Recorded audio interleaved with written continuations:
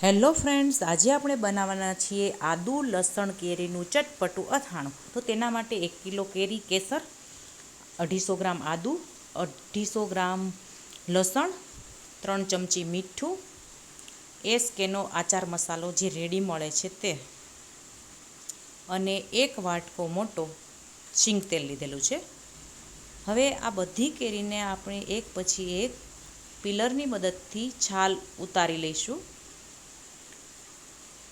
બધી કેરીની આવી રીતે છાલ ઉતારી લેવાની છે અને આદુને પણ આવી જ રીતે છાલ ઉતારી અને આપણે ખમણી લેવાનું છે.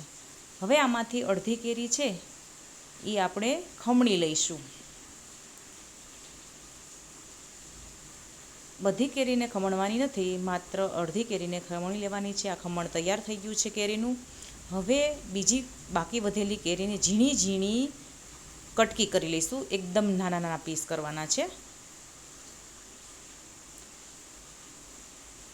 નાના નાના કટ થઈ જાય પછી આપણે આદુને પણ ખમણી લઈશું. આદુ હવે ખમણાઈ ગયું છે. 250 ગ્રામ આદુ લીધેલું છે.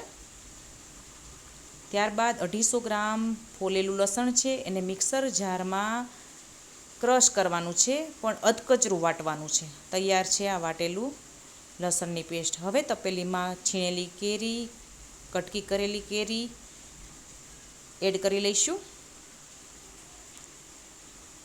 ત્યારબાદ છીણેલું આદું છે એ પણ એમાં ઉમેરવાનું છે. ત્યારબાદ લસણ ક્રશ કરેલું છે એને એડ કરવાનું છે. હવે હળદર એડ કરીશું. ત્યારબાદ મીઠું આપણે 3 ચમચી એડ કરવાનું છે અને આપણે તૈયાર લીધેલો આચાર મસાલો છે એ એડ કરવાનો છે અને તેલ એડ કરવાનું છે અને હવે આ બધું મિક્સ કરી લેવાનું છે. ત્યારબાદ આપણે કાશ્મીરી લાલ મરચું એડ કરીશું. આપણું તૈયાર છે આ લસણ, આદુ અને કેરીનું ટેસ્ટી ચટપટું અથાણું. આ અથાણું ટેસ્ટી લાગે છે. થેપલા સાથે પણ ખાઈ શકો છો અને રોટલી સાથે શાકની પણ જરૂર પડતી નથી. એવું સરસ મજાનું ચટપટું અથાણું બને છે. અને હવે આને સ્ટોર કરીશું એક કાચની બોટલમાં.